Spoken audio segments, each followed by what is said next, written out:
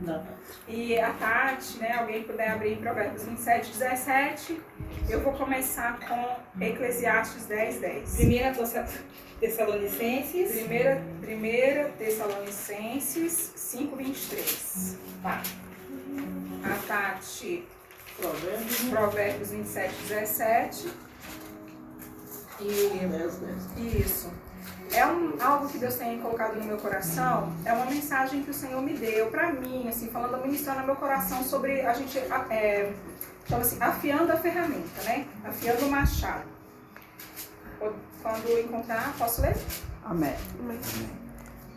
Diz assim, em Eclesiastes, no capítulo 10, no versículo 10, está escrito assim: se estiver embotado o ferro e não se afiar o corte, então precisa redobrar a força, mas a sabedoria é excelente para dirigir. Aqui, nesse versículo, ele está falando de afiar uma ferramenta. Está falando que se, por exemplo, se o machado ele estiver cego, digamos que a gente tem um machado, né? Vocês estão vendo comigo um machado. E ali tem uma árvore para cortar. E o machado está cego. Imagina a força que não tem que colocar ali para cortar aquela árvore. O Tonho sabe, ó. Né, Tonho? O Tonho... Machado cego, corta. Machado cego. Peito não. Você pega o braço, mas não vai. Corta não. Não Isso aí, corta. Tonho. Então, tem uma frase que foi atribuída a Abraham Lincoln, e ele disse assim: se eu tivesse 6 horas para cortar uma árvore, eu ia passar 4 horas só afiando o machado, só afiando a ferramenta. Ou seja, se a ferramenta estiver afiada, talvez são poucos golpes, né? Não tem tanta força assim para trabalhar. Então, o que Deus tem colocado no meu coração, de acordo com essa palavra? Que nós somos a ferramenta de Deus. Que Deus, Ele quer nos usar, mas Ele quer nos usar com precisão, com agilidade, como uma flecha que acerta o alvo, que Ele vai lançar e vai ser certeiro. Pá! Um golpe só.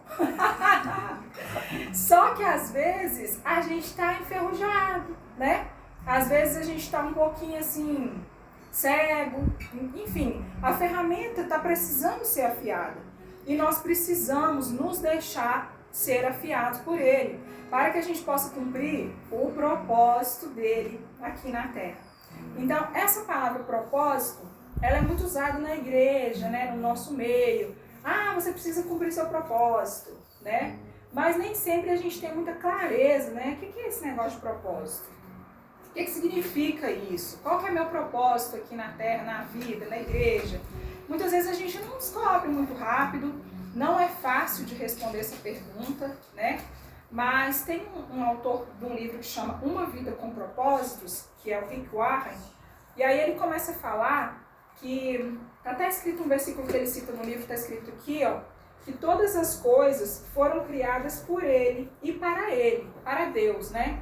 Então, todos nós, tudo que Ele criou, foi criado por Ele e para Ele.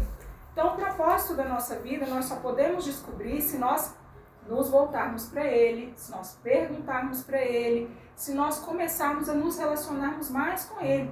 Quanto mais a gente se aproxima dEle, mais Ele vai nos revelar o propósito da nossa vida. Em geral, todos nós fomos criados para a glória dEle e para fazê-lo sorrir. Tem uma frase no livro dele, do Rick Warren, que ele fala assim que o propósito de Deus na nossa vida é aquilo que a gente faz que faz Deus sorrir. O que você faz de melhor, de bom, que você gosta de fazer, que beneficia não somente você, mas as outras pessoas que estão à sua volta, que faz Deus sorrir? Você já parou para pensar nisso? Pode ser as besteiras mesmo, que às vezes... Pode ser, por exemplo, Ariane, pode ser o caráter, o jeito alegre dela, né? Às vezes é uma menina que faz a gente sorrir, que faz todo mundo sorrir, que fala asneira, que fala coisa séria, mas que também fala besteira. Aquilo que alegra o coração de Deus, né? Alegra o coração de Deus a maneira que ela alegra a nossa vida, né? Então, pode ser coisa simples, porque às vezes a gente acha que o propósito é alguma coisa muito complicada, muito séria, e de repente pode ser uma coisa mais séria, mas pode ser uma coisa mais simples. E é principalmente aquilo que não beneficia só a gente. Aquilo que a gente faz que vai colaborar na vida do outro, que vai somar na vida do outro, que vai ajudar também o outro. E às vezes é uma coisa que a gente faz de forma automática, sem perceber. É uma coisa que a gente faz por paixão e não por dinheiro. Às vezes é uma coisa que se ninguém te pagar, né? Às vezes é até alguma coisa profissional. Mas você tem tanto prazer em fazer aquilo, que mesmo se ninguém te pagar, você vai lá e faz. Então, essas coisas são algo que Deus colocou na nossa vida para que o propósito dele se cumpra. O propósito é um desenho que Deus fez quando ele pensou em nós. Quando ele estava fazendo a gente lá no ventre da nossa mãe, ele fez um desenho. E ele falou assim, eu gostaria que essa pessoa fosse por esse caminho, realizasse tal coisa e fosse assim. Só que a gente pode escolher ir por esse caminho ou não, né? Porque ele nos deu o direito de escolher. Cumprir o propósito é olhar para dentro de nós e ver essa mochilinha que Deus entregou para nós. Ele deu cada um de nós uma mochila com ferramentas. E quando a gente volta em ferramenta, nós vamos voltar lá em Eclesiastes 10:10 de novo. O que está escrito lá? Se estiver embotado o ferro, ou enferrujado o machado, tem que se colocar mais força para trabalhar, mas a sabedoria é excelente para dirigir. Então, nessas ferramentas que a gente tem, que a gente veio com elas também, essas ferramentas são como sementes. Elas não nasceram prontas. A gente também tem que regar, tem que afiar, tem que preparar. Então, nós vamos dar um exemplo aqui, por exemplo, o Alisson está ali tocando, né? Um dom, né? Um talento que Deus deu para ele foi esse.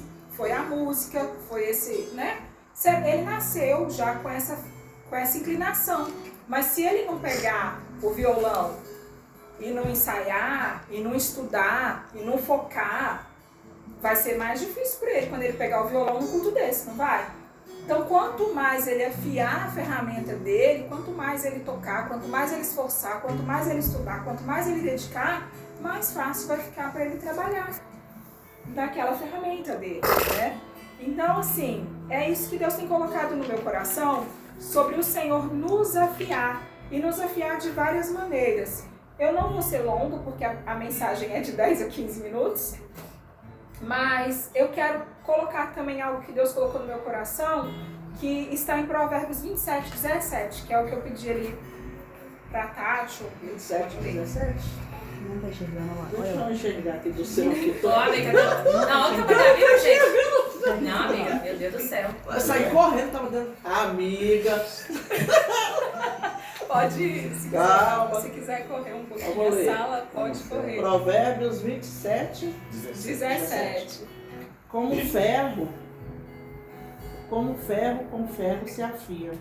Assim o homem afia o rosto do seu amigo. Isso. Então, essa palavra fala que o ferro afia o ferro, né? Outro dia a Ariane pegou ali uma faca, né? Tava amolando a faca no ferro e tal. Então, o que acontece? Como o ferro afia o ferro, assim os amigos, os bons amigos, tá, gente? As boas amizades, os bons relacionamentos, eles nos afiam também.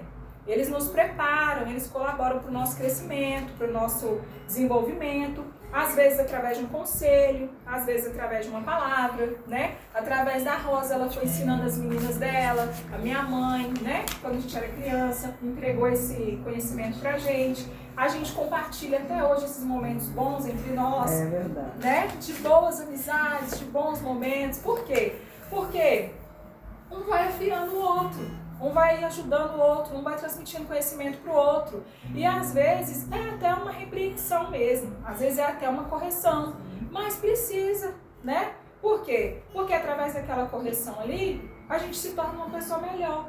Então, a gente precisa entender isso, que Deus, ele também não nos criou para viver sozinho. O homem, ele é um animal social, ele precisa estar em comunidade. Ele precisa se relacionar com Deus para descobrir seu propósito, ele precisa deixar Deus mostrar para ele, treinar ele para ser a ferramenta de Deus na vida uns dos outros também aqui, né? Então que a gente possa aprender a cultivar esses bons momentos, esses bons relacionamentos, essas partilhas que a gente está fazendo aqui agora, porque isso faz a gente crescer.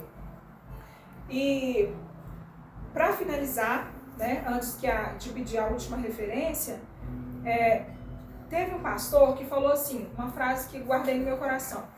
Ele era jovem, ele estava no leito de morte dele, e ele falou assim: Deus me deu um cavalo e uma mensagem. Eu matei o cavalo e agora não posso entregar a mensagem. Quem já ouviu essa frase? Por que ele matou o cavalo? Já ouviu? Não. Mas se você tiver um cavalo, para você ir daqui até lá de São Betinho, se você matar o cavalo, você vai chegar lá? Óbvio que não.